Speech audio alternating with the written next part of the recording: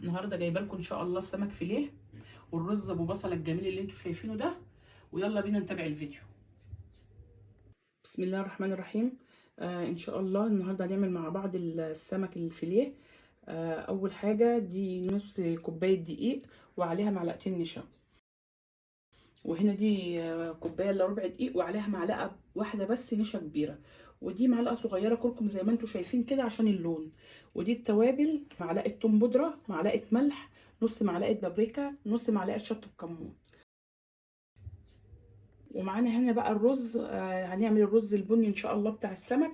مفيش الا الرز زي ما انتم شايفينه وبصلايه متوسطه ان شاء الله اللي هنعمل بيها. ودلوقتي نقول بسم الله الرحمن الرحيم، ونبدأ بقى ننزل التوابل زي ما احنا شايفين كده. ودي كوباية المية. هنقلب التوابل كويس جدا الأول زي ما احنا شايفين كده. نقول بسم الله الرحمن الرحيم وننزل بالمية، لأن في دقيق بياخد مية وفي دقيق ما بياخدش، فهنشوف هي هتاخد مية قد ايه.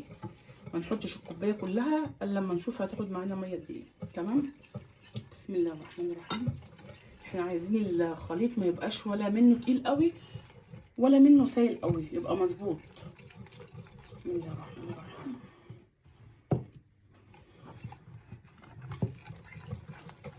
اهم حاجه نقلب فيه كويس، هو لسه كده برضو تقيل محتاج ميه. بسم الله الرحمن الرحيم.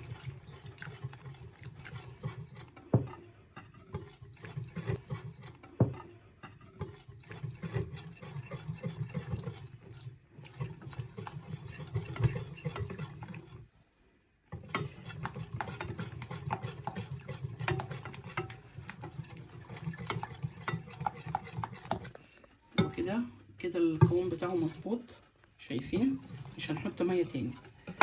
يبقى الكوبايه الميه خدنا منها حوالي نص كوبايه ومعلقه او معلقتين كده زي ما انتم شايفين، نص كوبايه بالظبط. تمام.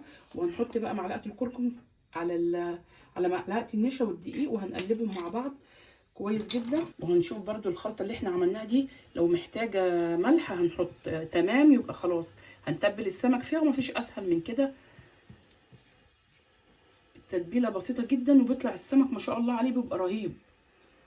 بس احنا كده تبلنا زي ما انتم شايفين كويس. قلبناه كويس جدا. دلوقتي هننزل بالسمك كده زي ما انتم شايفين في التتبيله. بسم الله الرحمن الرحيم. وبعدين ننزل بيه بقى على الدقيق. مفيش اسهل من كده، والحاجات مبسطه جدا، ولا حطينا بيض ولا حطينا حاجه. بسم الله الرحمن الرحيم.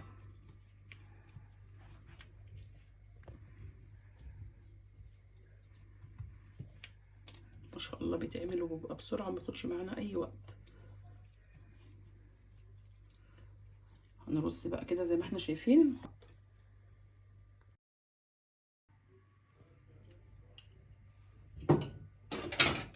بسم الله الرحمن الرحيم. دلوقتي بقى ان شاء الله هكمل الكميه كلها علشان ما اطولش عليكم الفيديو وارجع لكم تاني ان شاء الله. بسم الله الرحمن الرحيم. ودلوقتي انا خلصت الكميه كلها، هنحطها بقى في التلاجة من 5 ل 10 دقايق. ودلوقتي نعمل الرز ان شاء الله. بسم الله الرحمن الرحيم. ودلوقتي نبدأ نحط الزيت، نعمل الرز مع بعض. حطينا الزيت وهننزل بيها بالبصلايه المتوسطه دي.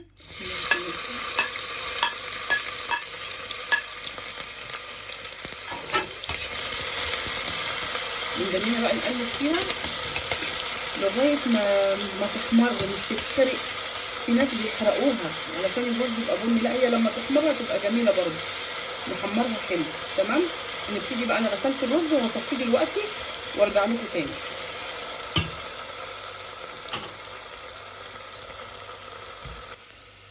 ودلوقتي بقى زي ما انتم شايفين، شوفوا البصله بقت حمرا وجميله اهي. ننزل عليها بقى بالميه. بسم الله الرحمن الرحيم. تمام. هنحط الملح بقى.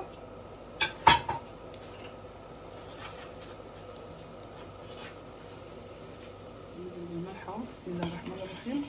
ونغطي بقى. اول ما تغلي هننزل بالرز. هي خلاص قربت تغلي لان انا حاطه الميه سخنه. نجيب بقى السمك نحطه دلوقتي بقى. نشيل الغطا اهو غلي تمام وننزل بالرز. بسم الله الرحمن الرحيم.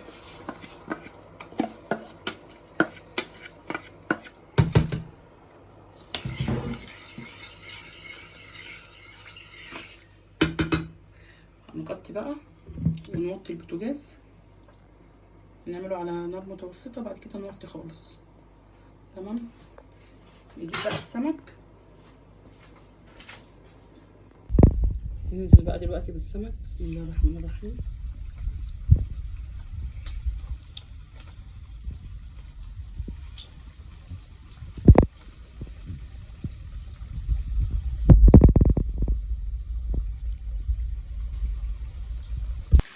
ودلوقتي بقى زي ما انتم شايفين السمك اتحمر والرز استوى ما شاء الله، خلص اهو زي ما انتم شايفين عامل ازاي ولونه عامل ازاي. وفي حاجه بقى عايزه اقولها لكم، في ناس ما بتحبش البصل تتحرق قوي عشان دي اصلا مش صحيه، فممكن تحطي نص معلقه كركم، ربع معلقه كركم، هيديك اللون الجميل. والرز ابو بصله اصلا بيبقى طعمه روعه بتاع السمك، واحسن ما تحرقي البصله. صدقيني البصله لما بتتحرق ما بتبقاش صحيه خالص. واديكم شايفين الرز لونه في منتهى الجمال اهو، والسمك خلص. ويلا بينا بقى عشان يغلي. وده بقى الشكل النهائي للسمك. شوفوا بقى منظره بقى جميل ازاي، لونه ذهبي وحلو، وطريقه سهله جدا زي ما انتم شفتوا. وده شكل الرز، منظره جميل برده، شكله حلو وطعمه روعه، مفيش احلى ولا ابسط من كده.